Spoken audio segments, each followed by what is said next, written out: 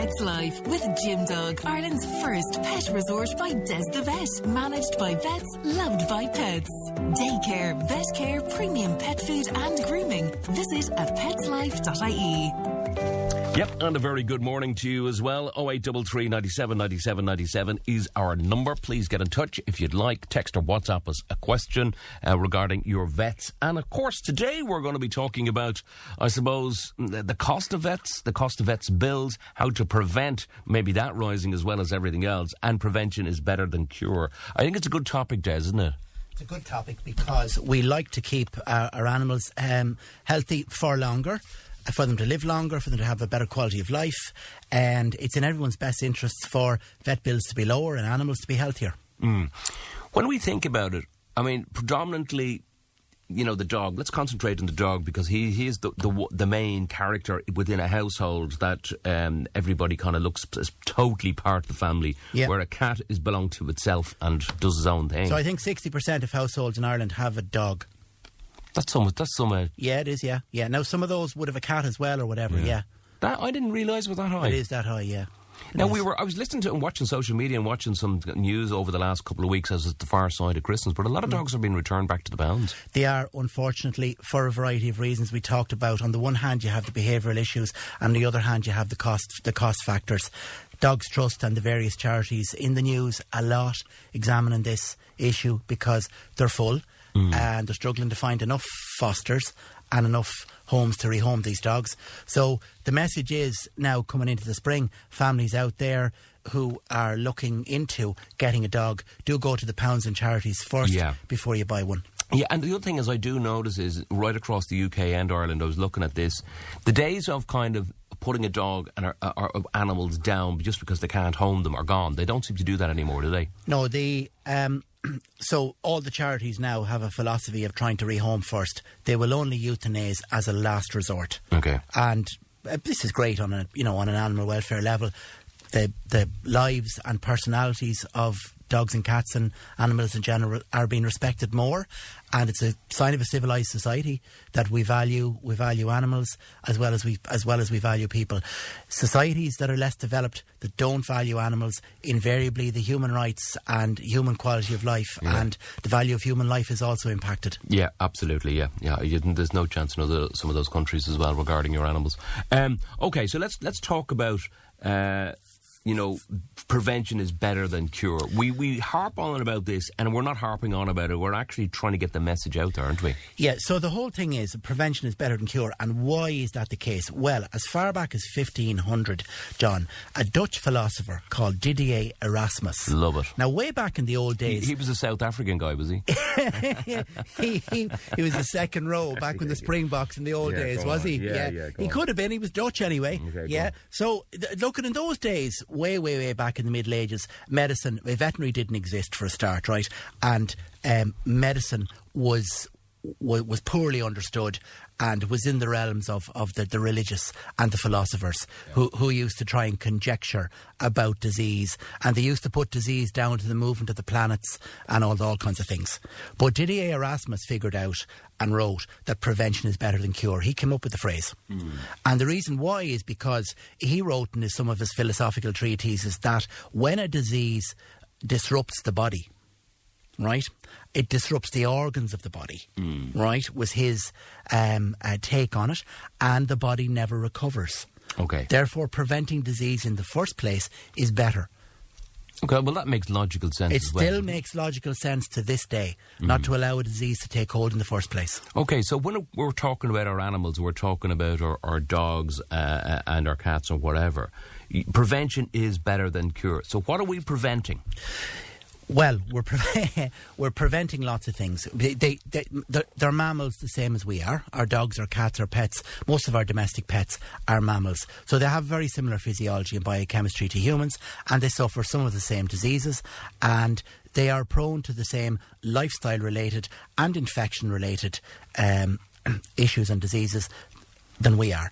And unfortunately, the more domesticated we make the modern dog and cat, the more likely they are to get the same type of illnesses and diseases as we get, down to, in many cases, bringing them further away from nature, further away from their natural state of behaviour and diet and activity and all the rest of it, and domesticating them too much. So over-domestication can be a problem. Humans can cause a lot of animal diseases by over-domesticating our pets.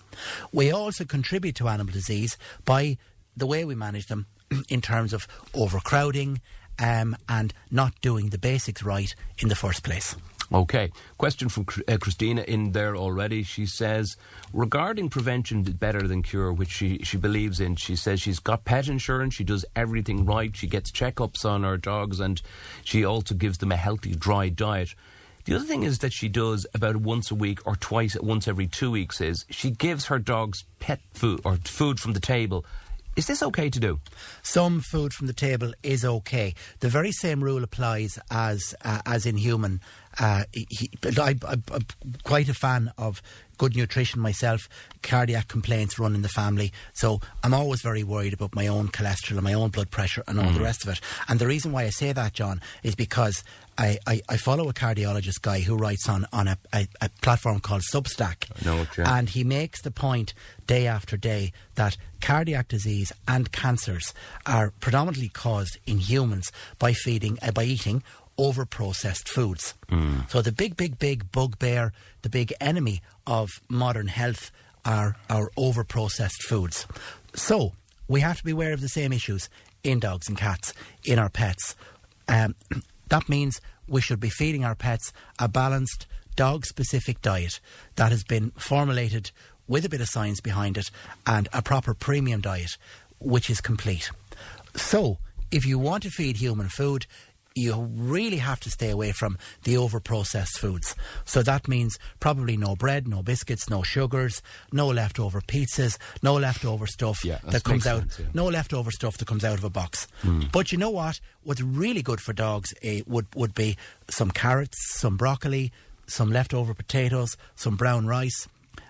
Families that have the time and invest in the time and effort to cook really good, healthy meals for the family. Okay, so what are you saying is, so say hypothetically, say a dog, a Labrador, right? We give the dog the dry food for 6 days a week, right? Yes. Sunday lunch is there, and there's broccoli, and there's carrots, and there's probably a little bit of gravy, and there are roast potatoes and whatever else. So what are you saying? We can give the dog maybe as a treat some of this type of food? You can give a bit of leftovers, by all means, with the complete food, but not irregularly. I would say on a semi-regular basis. Yeah, once a month or something like that would be okay, wouldn't it? More often. You could certainly be giving your dog a little bit of brown rice, a little bit of leftover potato, a carrot, a bit of leftover broccoli, leftover vegetables.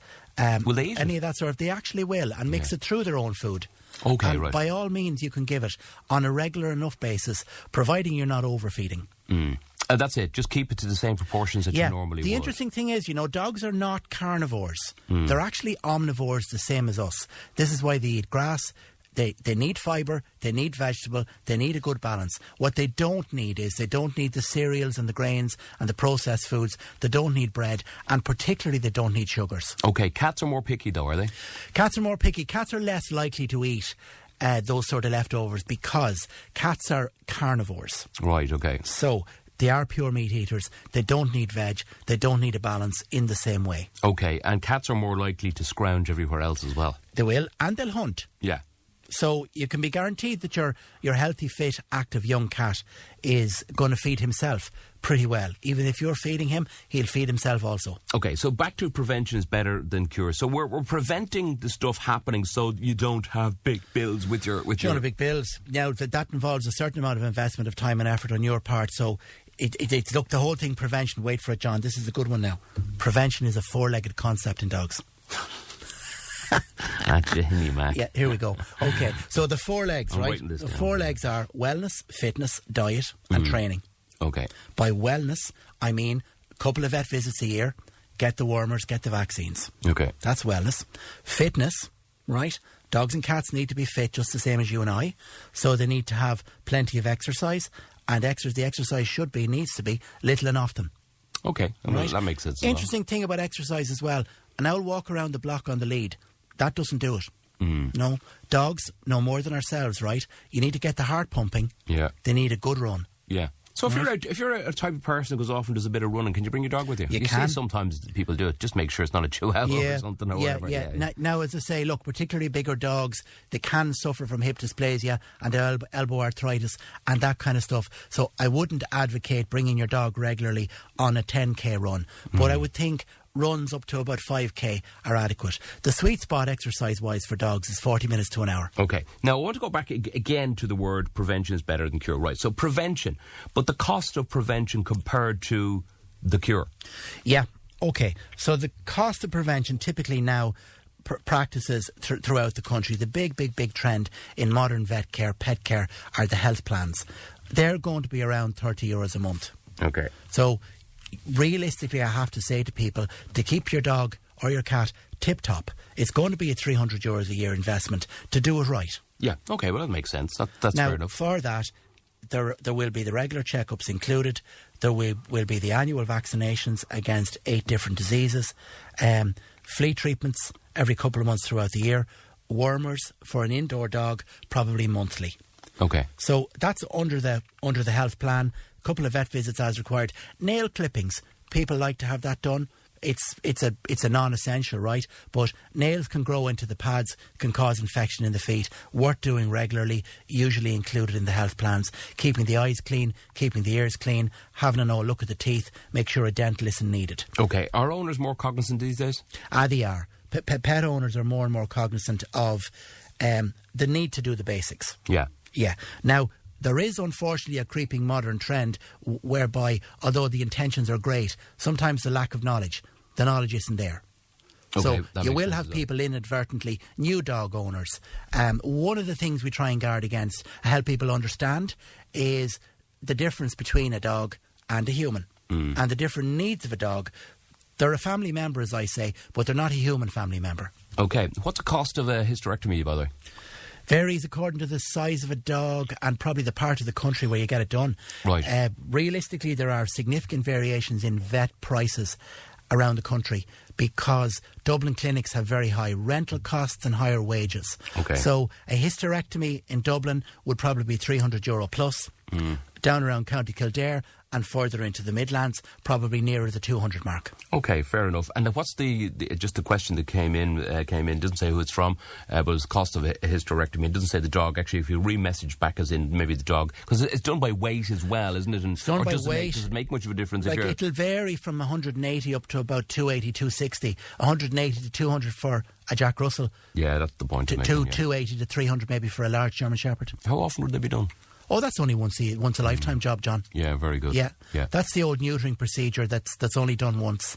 Okay, and so that's basically what it is. Yeah, neutering. Yeah, now, the benefits of it, obviously, they don't come into heat. They become a little bit calmer. And there are various cancers of the internal organs that are prevented by neutering. Okay, fair enough as well. Okay, when it comes to general bills, if you don't have insurance, but what you're saying is insurance nowadays is the key component to bring, I suppose, things into, I suppose, £300 a year investment into your animal. Yeah, insurance, look, that's type of what we're finding more and more is that people like defined costs. Everybody's incomes are rising. We're a wealthy country, but costs are rising too. Things are getting tighter and tighter, especially for the families, the middle income families. Okay. So you don't want to have to find €500 to €1,000 for a serious illness. Okay. And insurance is one way to prevent to deal with those costs, and health plans and regular checkups are one way to prevent it. Okay. Melissa was on. She says that she's got a 7-year-old golden retriever male dog. He was in an accident about 3 years ago. We believe now that he's kind of heading in towards a little bit of arthritis is beginning to crop in as a result of that accident, the vet said at the time. What type of things should we be doing now to keep him active? Yeah, so keep him light. Get a good handle on his weight. What weight is he? Is he below 40 kilos or is he above 40 kilos? If he's above 40 kilos, he's probably overweight. If he's under 40, say 38 for a 7-year-old male Labrador, 38 to 40, he's probably the right weight. The weight is very important. Every few kilos of weight will actually add stiffness and pain to his joints. That's the first simple thing. So get the diet right, get the weight off him. Secondly, if he does have a bit of arthritis there's a great new medication which is a monthly injection. And now it tends to last about 6 weeks. So you might get away with giving it a little bit less than monthly, right? And that's the new drug called Librela, which is a type of antibody for the treatment of arthritis. Really effective new drug. It's knocking the old anti-inflammatory medications that we still have. It's knocking them out of the park in terms of its effectiveness for arthritis. Okay. Do animals have dementia? Yeah, they do. And we're becoming increasingly aware of it because they're living longer. So we're seeing it more and more. And they're living in the house with people, and folks are aware of it, and they're coming into us and they're telling us about the changes in behaviour that they've noticed. And that was the question came in. Sylvia was just asking the question. Her Jack Russell is 13 years of age, and how would you know? What Funny now that listener should mention a Jack Russell. I was just about to say that the smaller dogs are living longer than the larger dogs, and they're the ones that are coming into us with strange behaviours. So dementia in dogs, 12, 13, 14 years of age, bit of forgetfulness. They forget what time of the day they're normally fed at, and they're hungry or looking for their meals at different times of the day. So lots of awareness of the time of day. That's one thing. Barking at night, disorientation at night is another thing. Okay. Anxiety and fear. They become more fearful of being left alone. They become more fearful at night. Okay. That's what you notice with dementia in older dogs, right? And unfortunately, people also will report, they will notice temperament changes. So probably because of the forgetfulness, maybe loss of sight, maybe a little bit of deafness as well, these dogs that are beginning to develop a little bit of dementia, their temperament can change. They can become a little bit crankier, more likely to be snappy and so on. Okay, fair enough on that one as well. Keep them coming. 0833 97 97 97 is our number. Text or WhatsApp us now, or you can leave a voice note for Des. And I'm just after deleting that one. Hold on, I'll just come back. Karen says her dog, who's about 3 years old, has been jumping around the place like Godot after the last couple of weeks. He's been in terrific form. We now notice that he's got a slight limp. The limp hasn't gone away in a couple of weeks. He seems to be at his paw a little bit, but at the same time, he seems to be generally in good form. See, he's at his paw. She means he's probably nipping and biting at his paw, and he's a bit sore on it. That might not be anything too serious. What you could have there is a little bit of dermatitis in the paw. Might be a broken nail, might be a bit of dermatitis in the paw, might be a cracked pad. That's something small, but do get a vet to look at it. How do you cure a cracked pad? Does it heal itself? You might use a little steroid cream to help it heal up. Okay. It could be something as simple as that. Yeah. When you have a limp and the dog is licking and biting at the paw, it's usually less serious than a lameness or a limp from a higher up part of the leg. Okay, fair enough. Des, no pun intended, by the way, any suggestions on good groomers? I'd be loath to recommend names, but there's a few in every town. Yeah, okay, Lots of them out there, absolutely. Yeah. Look, Google and Trustpilot and all these types of things. Yeah, Google it. Look at most of the local vets. We have a groomer in our place in Kildare Vet Surgery. Now is the time of year when the groomers are starting to get busy. And I noticed that with some of the shaggy dogs and the coats, the winter coats are on. They get a bit naughty this time of the year as well, don't they? Now is the time to get the first clip, the first cut of the year. Okay, very good on that. And here's another one. It's from Jane Williams. And Jane is from Kildare. She wants to know, what's the best treatment currently for fleas? Straightforward, ordinary fleas. Yeah, the spot-on products. Spot-on products. So Fipronil is the name of the drug. And the products would be Prinocate, Frontline. They're a simple kind of a €10, €12 spot on. Okay, and here's another one for you as well, just following on from that. When cats and dogs come out of the catteries and kennels and stuff after holidays, and do they usually come out with stuff, or are they usually okay? Or? No, they shouldn't. If they're vaccinated going in, providing the kennel managers are strict about the vaccination policy, and they don't take in dogs that are unwell, or they don't take in dogs that are unvaccinated. Okay. Your dog shouldn't be sick coming out of a kennel, no. So hypothetically, if somebody's going off on their summer holidays and they're heading off in June or whatever else, should they put a bit of spot on just a couple of weeks beforehand? Before you make a booking for kennelling during your summer holidays, you want to make sure that your pet has its annual vaccinations, Okay. so it's fully protected in terms of any dogs that it comes into contact when it's in the kennels. Okay. So that's important.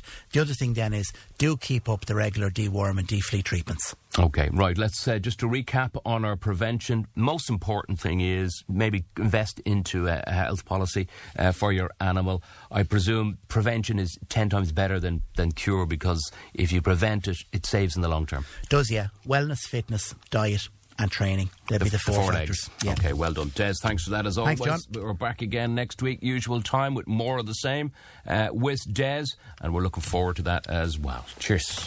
It's a pet's life with Gym Dog, Ireland's first pet resort by Des the Vet. Managed by vets, loved by pets. Daycare, vet care, premium pet food and grooming. Visit at petslife.ie.